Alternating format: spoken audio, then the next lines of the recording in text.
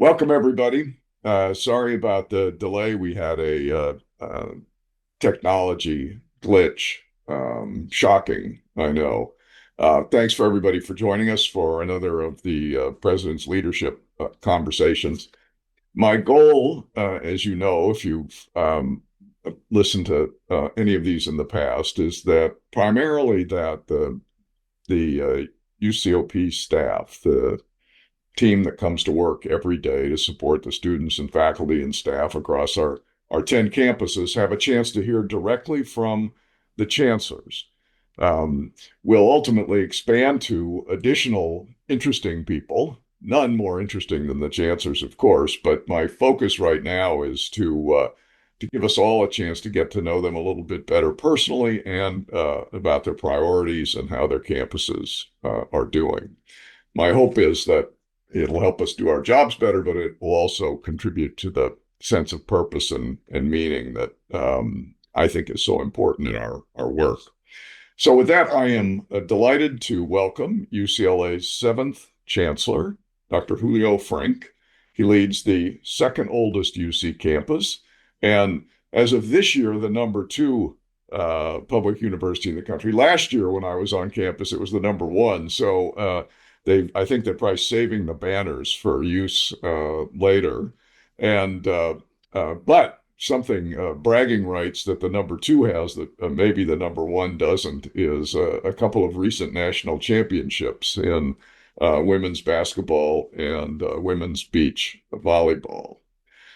Chancellor Frenk arrived on campus in January of 2025 and had an eventful first week. On the second day in his office, disastrous wildfires engulfed Los Angeles, and his response in the weeks and months that followed in support of the campus community and the broader community in Los Angeles was how many first got to know him. His experience in higher education, there are really few peers. Before coming to UCLA, he led the University of Miami for 9 years. Before that, he was dean of the Chan School of Public Health at Harvard. He was the Secretary of Health, the country of Mexico. He's been a leader in the World Health Organization and the Gates Foundation. He is a fourth generation physician and is a distinguished professor in the UCLA Department of Health Policy and Management at the Fielding School of Public Health. He has many constituencies, not just at UCLA, but of all ages. In addition to his academic papers and books, he has written 5 novels for children about the human body, and the first one is still in print almost 50 years after it was published. Now, I'm going to stop reading his CV now because we would use up the entire hour with that. But it is clear, I think you see, that he brings a unique and appropriate background to lead one of the greatest universities in the world. So before I ask Julio some questions, some people have submitted questions ahead of time, and I want to, as usual, encourage people, if you have questions, to send them via the chat function. I'll see them, and I'll try to get to as many as I can. But I want to start first. Welcome, Julio. Thank you. We're delighted you're with us today. And from the first time I met you, Julio, I heard a little bit about your remarkable family and life story. How you got to be where you are and your family and you. And would you mind sharing a little bit of that with us? Absolutely. I'm delighted. And thank you again, President Milliken, for this opportunity. I do value very much the essential work that the Office of the President does for each of the 10 universities that form the system. And I'm delighted to have this opportunity. We seldom have that opportunity to interact with the entire team in Oakland. So this is a precious opportunity for me. I'm glad you start with that question because, I've always said that there's a big difference between a CV and a biography. CV is what you've done, and a biography is who you are. And I think your question speaks more to the second dimension.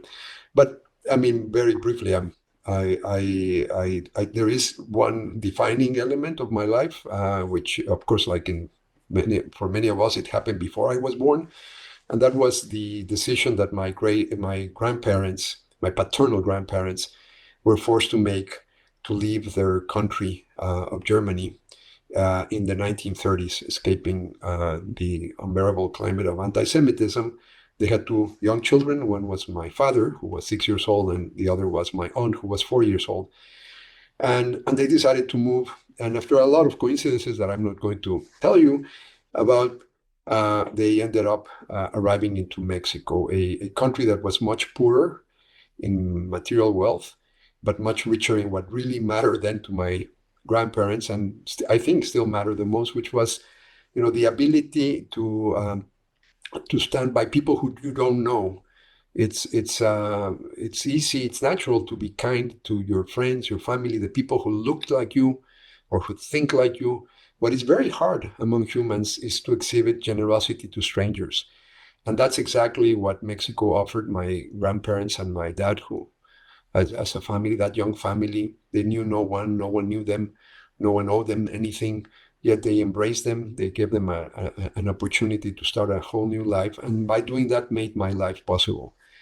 And because of that, the 10 grandchildren of those two grandparents, we were all brought up with the sense that we needed to reciprocate the kindness to strangers. So all 10 of us have either gone to science, to music in particular, to medicine, or to social activism, particularly in the environmental field, as two of my cousins do.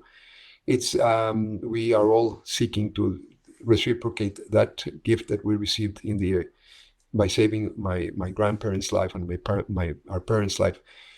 So that's what has guided me all around. I have found my pathway through education and healthcare. I always say that those are the two pillars of equal opportunity. Education is the future of people, and health is the present of people, the present that needs to be earned every day. And by working on that, I hope that that sense of reciprocation for the generosity of strangers, that I can fulfill that mandate that I got from my family.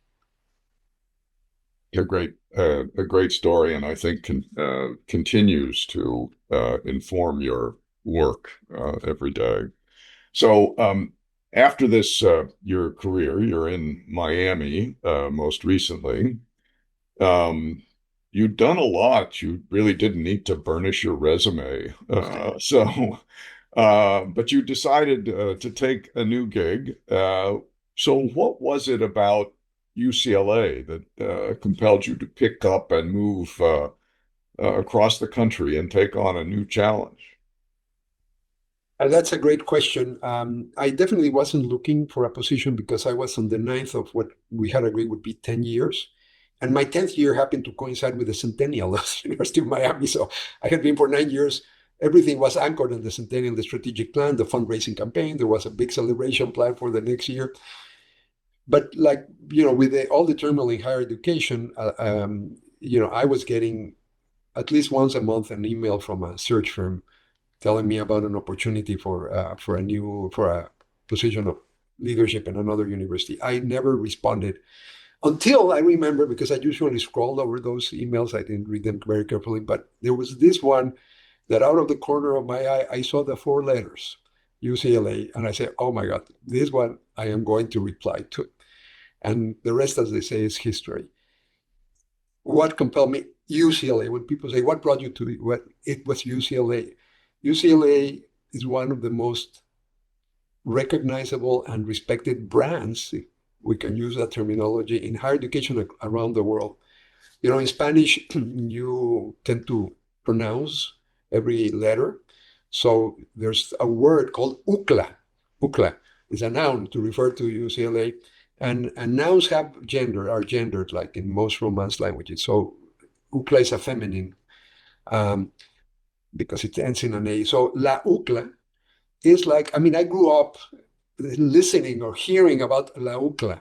And then, of course, once I moved into higher education in the United States, it's a highly respected institution. I also have always had a lot of connection to California. California is very big in the narrative of Mexico. The proximity is very close. And just a fun fact, when I was 5.5 years old, my parents finally had enough money and a mortgage to build a little home for the family that they were raising. I was 5.5. And they built this house and moved to that. The street on which that house is built, the name of the street is California. So in a very real sense, I felt this was like homecoming. I've always loved the state, and this has been a wonderful opportunity. So I had a lot of support from my prior institution to end a year earlier than I had planned, and here I am. But what brought me is La UCLA. I love that. Now when I see the shirts, I will think completely differently about it. So I'm going to shift from this sort of positive aura about your upbringing, your move here, to the flip side. I mentioned the wildfires. Before you got to California and Miami, you went through COVID at a big university. Now we have a long string of actions by the current administration against UCLA. Are you jinxed? What is the? That's a lot over the last 6 years, and not maybe not over yet. But so yeah, I'm not even sure what I want to ask here, but just lessons in at leading in adversity, and that's because that's what you've been doing the last 6 years. So there hasn't been a lot of there's been a lot of easy stuff for you. No, absolutely. I've asked myself that question often because almost I've had a very diverse career, as you mentioned in the introduction, and almost in every job, there's been a big emergency. So I have two hypotheses.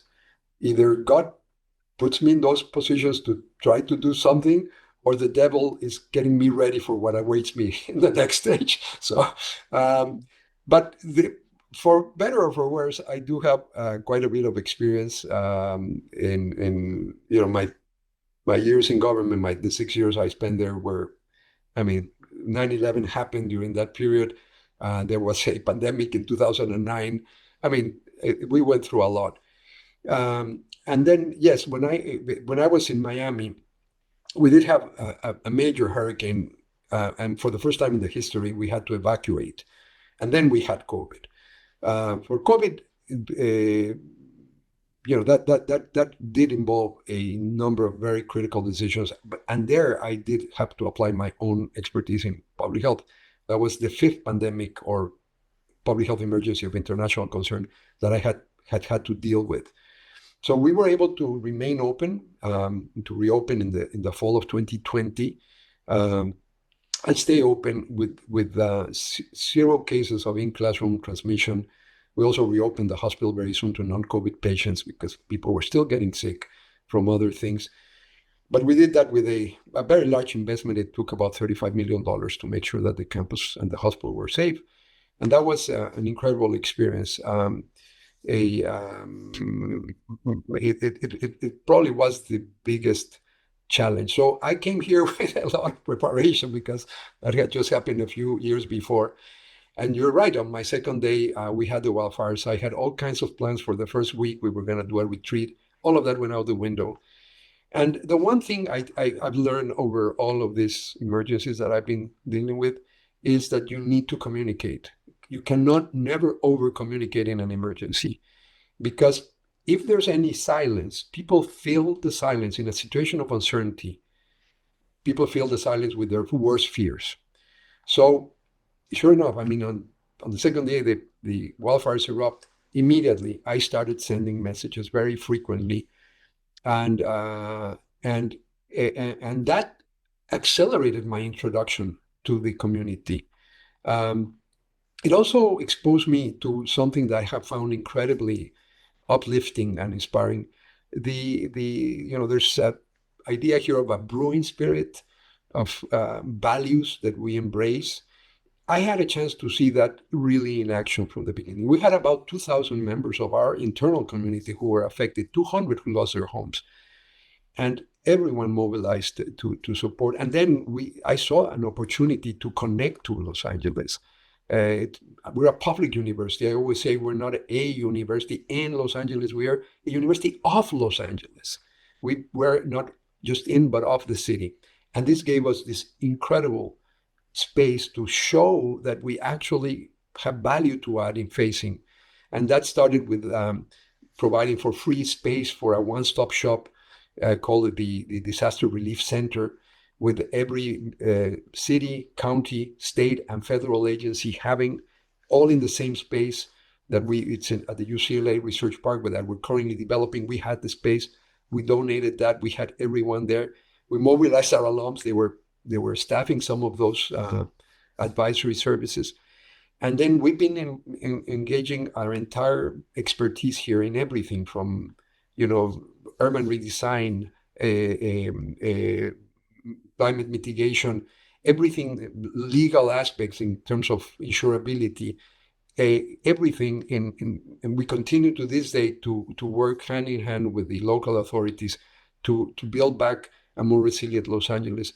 So in all of the difficulties that represented and the way it completely switched my first month in the office, it did give me an early exposure. I felt I knew the institution, and the institution got to know me much earlier than it would have happened in quote unquote normal times. So it's staying with the theme of housing people and providing space. Let's talk about the Olympics for a second. Yeah. UCLA is going to play a very significant role when the Olympics are here. And so talk a little bit about what that will look like for the campus and what the planning is on top of running a university in regular times. Yeah, by the way, when I was considering this opportunity, that was one of the things that attracted me. I say, wow, to be the chancellor of a university that's going to host the entire Olympic and Paralympic villages. What an opportunity. I do think this is going to be a wonderful opportunity. One great thing that I owe to my predecessor, Jim Block, was that he entered into what he called the 4-year guarantee for every student, because a big part of the cost of attendance in LA with the level of the cost of rents is housing. So right now we offer every single undergraduate 4-year guarantees in residential and 2 years for transfer students. That required a huge expansion of residential facilities, and that's what made it possible for UCLA alone in the 1984 Olympics. That role was split with USC. But this time it's just UCLA. We have enough capacity to host the entire Olympic and Paralympic villages. So we are, I got here already. There was a whole series of a major committee for all the operational things. And that is something we're very focused. Obviously, security is number one concern.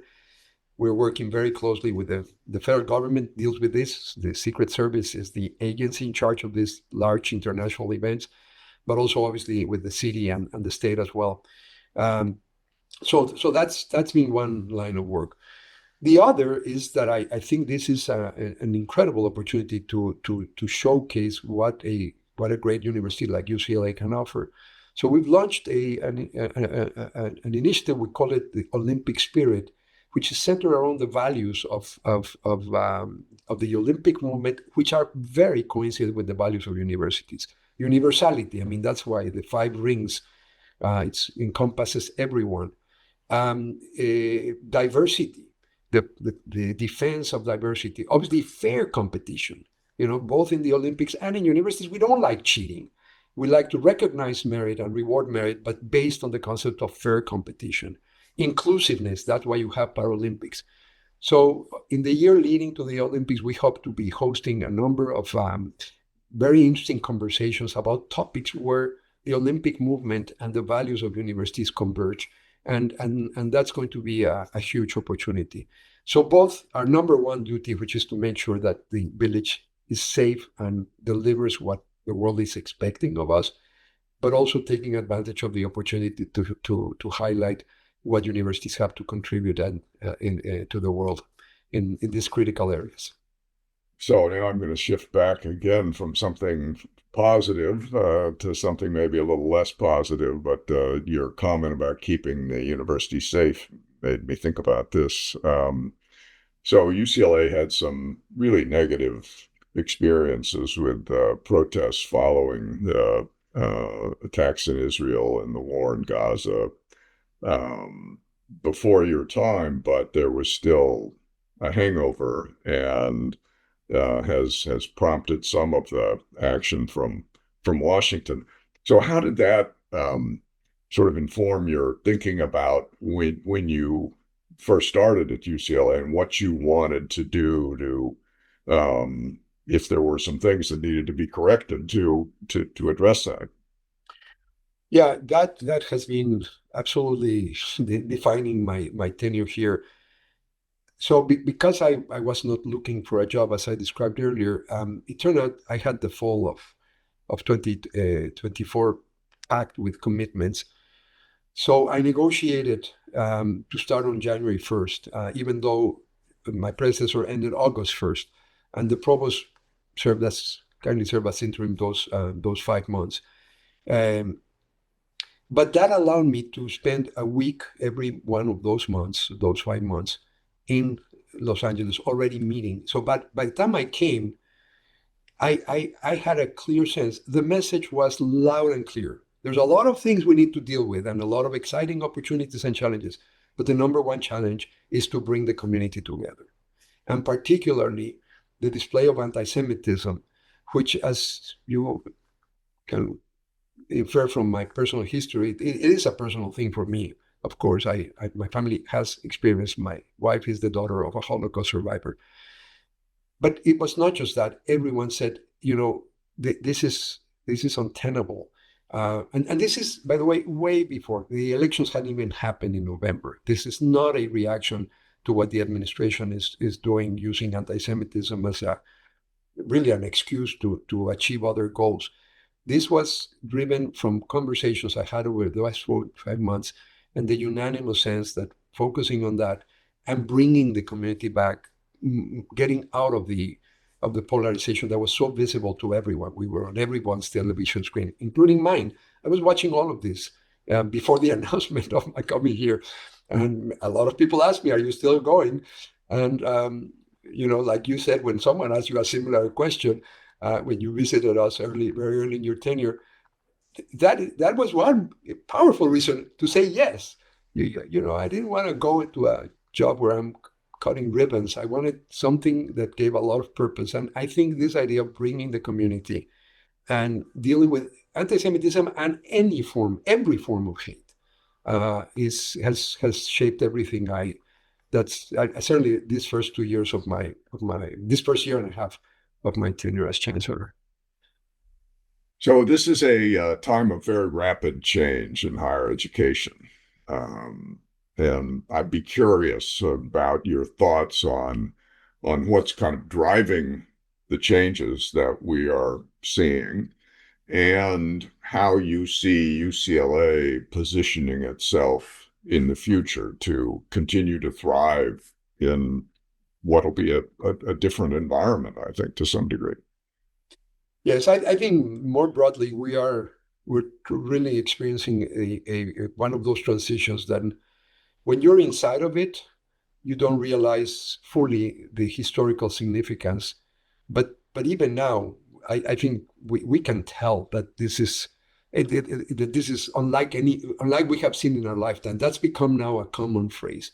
This is unlike anything we've seen in our lifetimes because we're coming out of a period of 80 years after World War II of incredible progress and stability. Not a perfect world, but certainly no major wars. The longest period without an interstate war in Europe until that was interrupted, sadly, by the attack of Russia and Ukraine.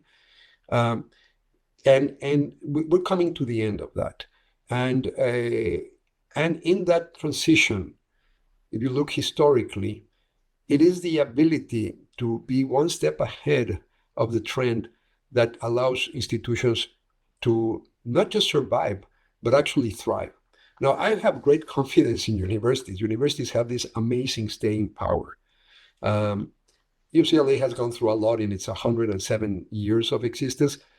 But universities, the Western model of universities, which is about 1,000 years old now with Bologna, are among the most enduring institutions in the world. Um, So but there is a difference. I think the decisions we make today will determine to a large extent how we come out at the other end.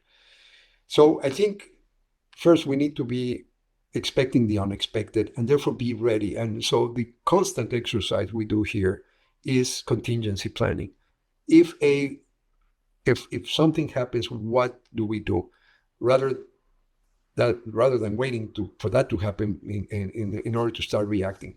This idea of creating scenarios and systematically knowing what you would do in each of those is, I think, a very important point of being prepared. And that applies to some of the challenges. It also applies to some of the opportunities.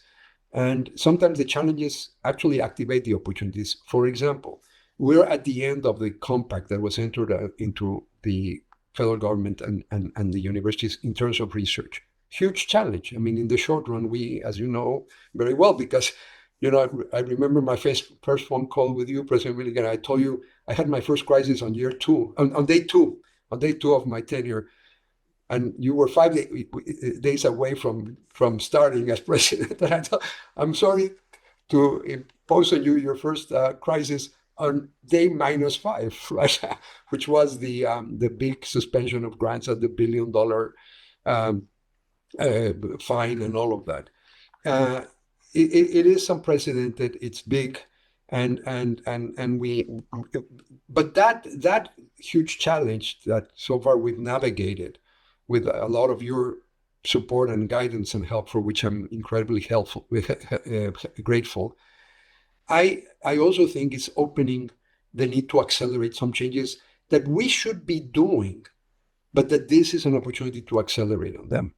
For example, diversifying our sources for financing, doubling down on technological innovation to make sure that we then invest back in the basic research mission, the resources that are generated by commercializing our discoveries, doubling down on new models of education so that we touch more lives and we also earn back part of the trust that we have lost on the part of the public.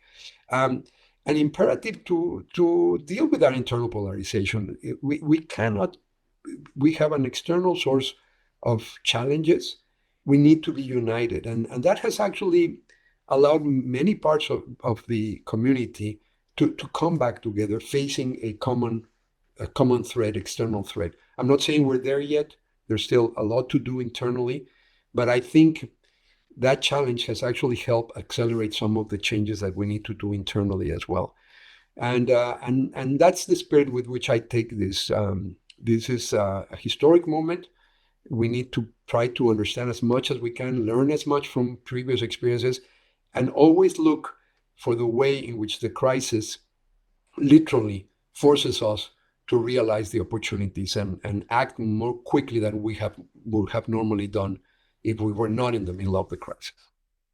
Yeah, I believe you're absolutely right about that. And um, we are in the middle of a transformation in how we will navigate our funding in the future. But let's talk about one particular small item, AI, and what you think the impact of that will be on the UCLA of today, because it's here, and thinking, a little while out. I would say 5 years, but 5 years is almost an eternity in the world of AI. Yes.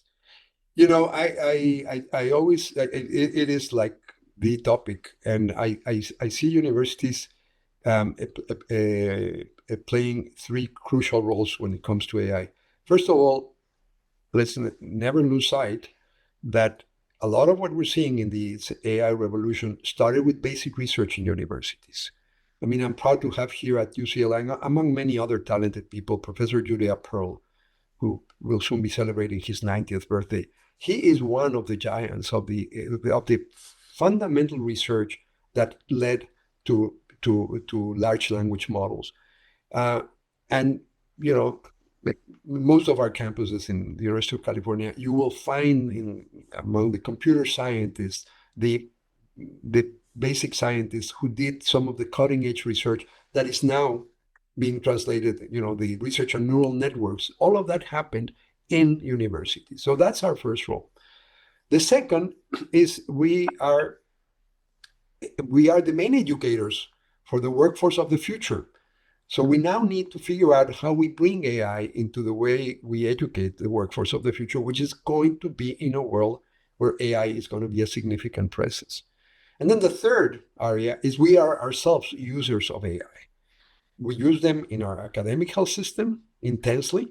We should be using the AI, obviously, to help us with our own research and educational missions, to make us more productive, more efficient in our research and our education, and and in a lot of our administrative procedures. I do think, for example, in healthcare, there's a huge opportunity to streamline processes that would otherwise be very, very difficult. So from the three perspectives, I think we need to embrace AI. Now, like every technology, it depends on how we use it, and the decisions we make. I do I am wary of this black box, large, very very large language models where even the creators don't really understand how it works. That's a little bit sobering. I I'm, I would prefer a model that's a little bit more distributed, and a concept that's more a collaborative. People have used these alternative terms. Instead of artificial intelligence, why don't we call it collaborative intelligence, enhanced intelligence, or augmented intelligence, even if we want to keep the abbreviation. So there's a lot that we will continue as universities to feed into that debate, both by contributing intellectually and with research, but also by ourselves modeling to society how we adopt AI particularly in our education and our healthcare missions. We will be exemplars of how to do that properly. And I think if we have clarity that, for example, in education, it's absolutely essential that we use it as a valuable tool, but we make sure it doesn't reduce the capacity of our students for critical thinking, um, for independent thinking, for the ability to write well, because writing is a skill that develops other cognitive abilities, etc. I mean, there's a way in which we can do this well, and make sure AI becomes a force for good. Well, I haven't read it yet, but on my desk is a book called Co-Intelligence. Maybe that's Yeah. the term. You and I have, um, yeah, I think, accused each other of stealing an idea, and it is about, and maybe neither of us created it initially, but this idea of higher education is a subscription model throughout life, as opposed to, I guess, a purchase where you purchase it for a finite period of time, but rather one where you are connected with the university, your alma mater, uh, for necessity in terms of reskilling for new opportunities and jobs and learning throughout your life. If we know anything today, because of the disruptive factors, it is that humans are going to have to keep adapting and more rapidly, and probably more fundamentally than they have had to in the past. Nobody's going to get a gold watch after working for a corporation for 40 years in the same role. But so tell us a little bit about your thinking, which is, I'm sure, much more advanced than mine, about this, what you mean when you say the subscription model. Sure. The philosophers of science have this beautiful term called parallelism through ignorance. When two people come up with similar ideas because they don't know about each other, or the more popular version of that is great minds think alike. So I'll I was, claim the I, ignorant part. I am delighted that we are on the same page on that. No, the way I think about it is, we are at a moment of opportunity for education. Education is, for whatever reason, one of the very few fields of human endeavor that did not experience a technological revolution in the 20th century compared to medical care or transportation or almost anything else. We're still teaching the same way that we were teaching 200 or 300 years ago, basically. But that revolution is happening now. And it's being driven, I think, by three forces. One is advances in cognitive sciences, which we know better how humans and adults, which is our population, learn. Secondly, some technologies, including AI itself, but other technologies, remote delivery of instruction and other technologies. And then the third, which I think is the most powerful force shaping, which is that our graduates are graduating into the most dynamic labor market in history. So the idea that you can front load the cost and content of higher education through this defined period of your life where it's the three-stage of life model. You learn, you work, you enjoy, retire, do whatever you want. That is gone. That model is gone. We're moving into a multi-stage sort of life. And during the learning phase, it cannot end during that precious period, which we still need to preserve because it's a critical period in developing young people.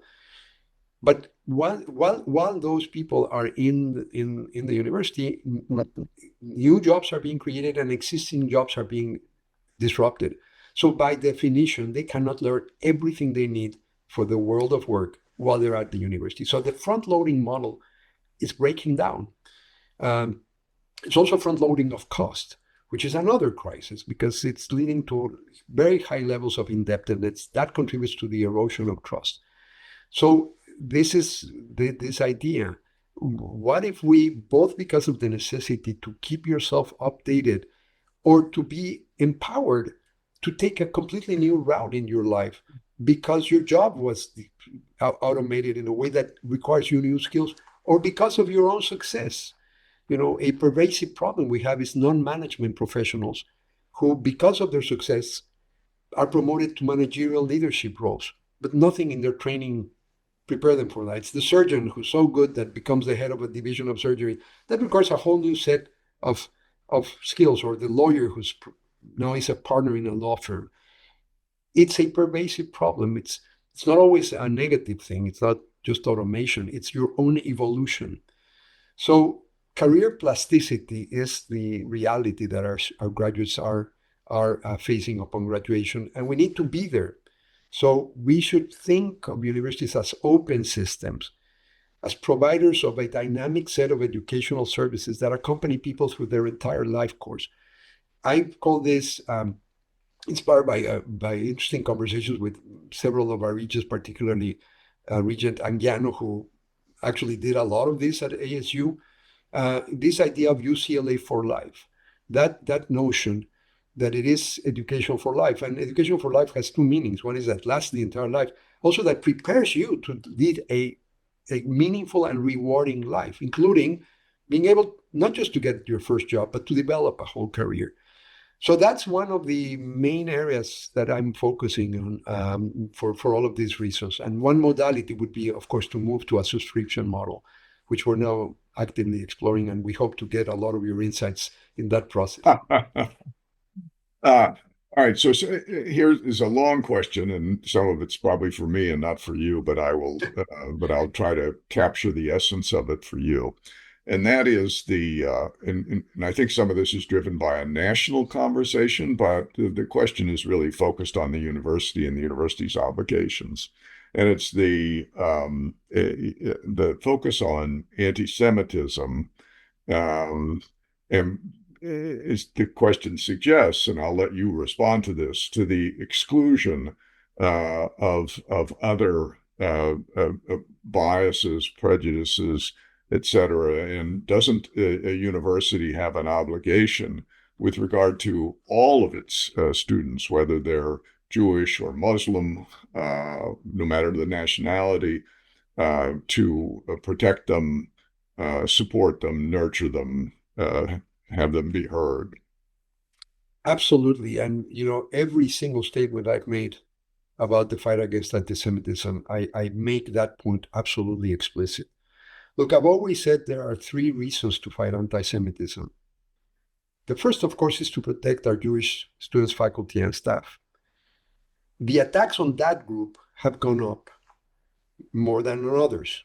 But but that's this last wave because of what's happened after October 7th around the world. There is a rise in anti-Semitism. It's now the most common hate crime. That's one reason. The second reason to fight anti-Semitism is to protect the non-Jewish student, faculty, and staff. Because once we allow bigotry and discrimination against one group, everyone is at risk. Everyone. And at different historic moments, some groups are more targeted than others. After the murder of George Floyd in 2020, the focus was on anti-Black racism, and rightly so. After the first Trump administration with the Muslim ban, I was studying as president of the University of Miami. We started there, we have invocations. It's a private university, so invocations. We included a Muslim imam in the invocations to signal that we would not subscribe any anti-Muslim prejudice.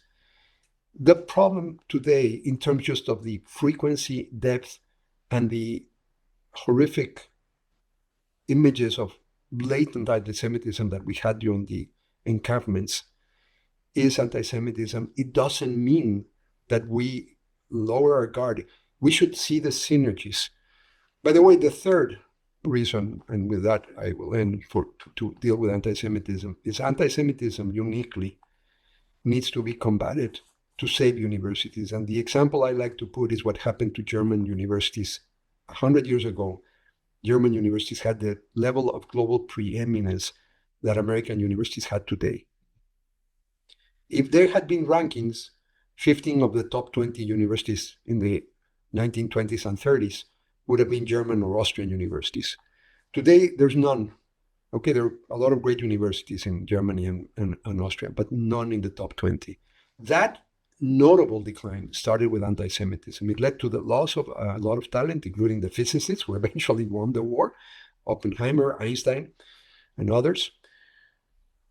But more importantly, it corroded the spirit of the university. All the pseudoscience that led to the racist laws, the Nuremberg laws, that research was carried in university. And to me as a physician, particularly meaningful is the fact that the worst breach of medical ethics in human history, which were the experiments on human beings in concentration camps, happened by the revered professors of medicine in universities. So we need to learn from that lesson that particular form of discrimination corrodes. But having said that, I want to again leave no doubt that our objective is to combat any and every form of bigotry or discrimination against every constituency in our community. Thank you. So I'm reluctant to ask this because there is changes so rapid, but how does UCLA look different 10 years from now? I mean, would we recognize Bologna in 1148 if we walked in? We'll still recognize UCLA, I'm guessing. But what are the major things on your agenda and that you see happening over the next decade?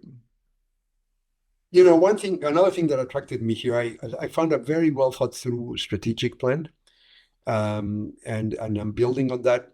But of course, you know, that plan was made before the change of administration and everything that's happened. So we've adjusted it, we've focused it a little bit more. So right now, first of all, the sort of grand strategic vision is the concept of one UCLA. And that stems from the fact that in a highly polarized environment, I thought we needed to come together.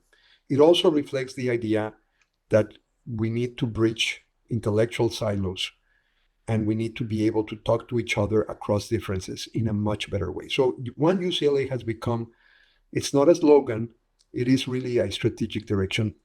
Under that, I have now focused the strategic plan on 4 of what I call flagship initiatives.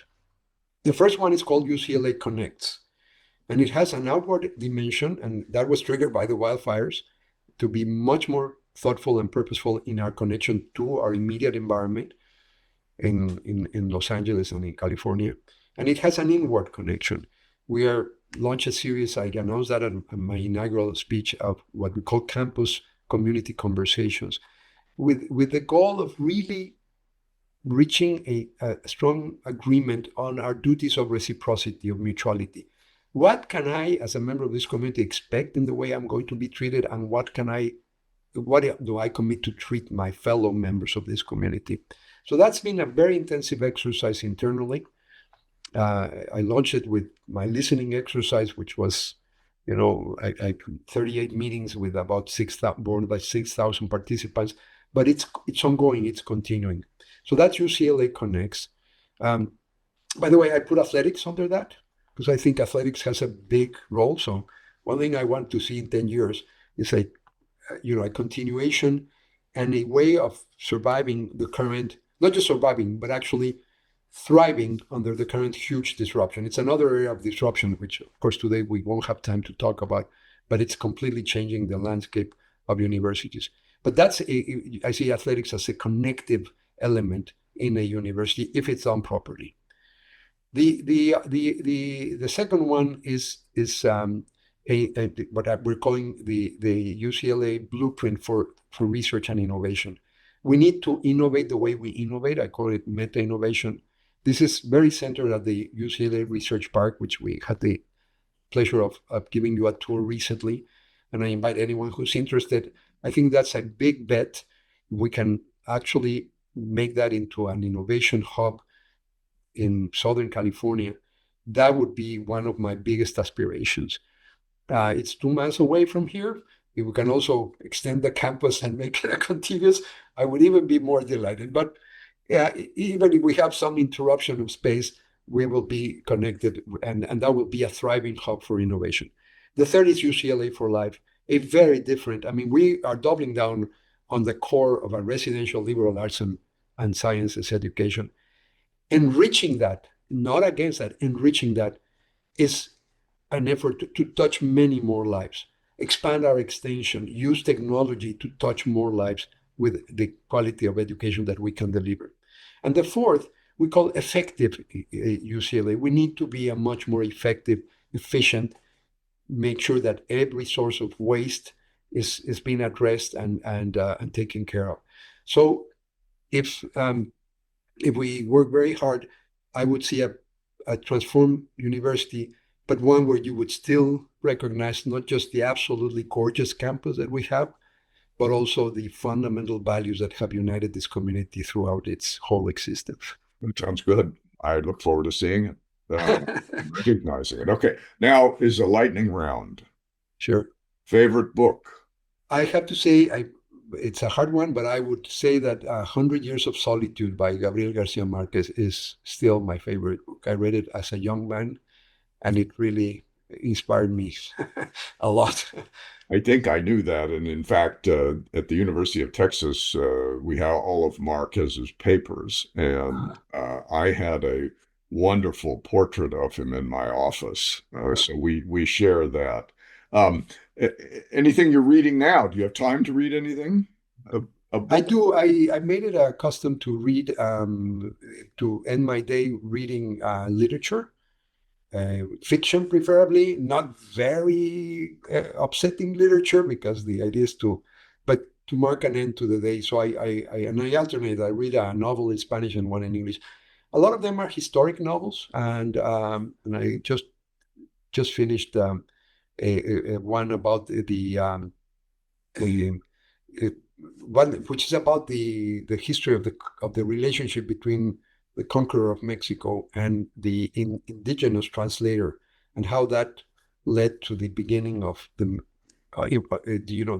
new nation that was formed through a very traumatic colonial experience, but one that led to something new. And I'm about to finish it. What's the name of it? It's called Malinche. Malinche is the nickname where this woman, who was an incredibly gifted woman, learned to translate, and she became the translator. Eventually, she Hernán Cortés, and she had started the mestizo, which is now 80% of the population of Mexico, people of mixed ancestry. So it's a fascinating book about the relationship and the complexities of the loyalties that, that emerge. So it has a lot of food for thought. And I read a similar one by Isabel Allende on the experience in Chile. So those have been my most recent. What's the name of that? Which one is that? Allende. That's called Inés del Alma Mía. It's about this woman, Inés, who was a lover of Valdivia, who was the conqueror, the equivalent.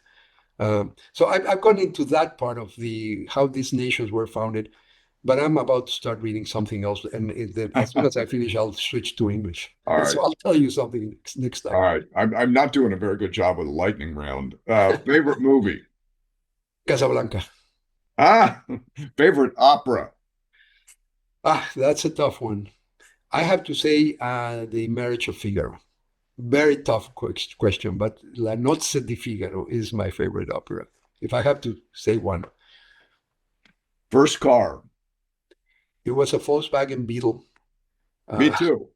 Me too. you 1967 Beetle used. think Uh, we might think alike. Favorite university system president? Oh, no, forget that one. Forget that. You don't have to answer. I don't want you to answer that. Now, the last question listed says, Dr. Frank, I don't have a question, but I grew up hearing about La UCLA. Thank you for reminding me of that.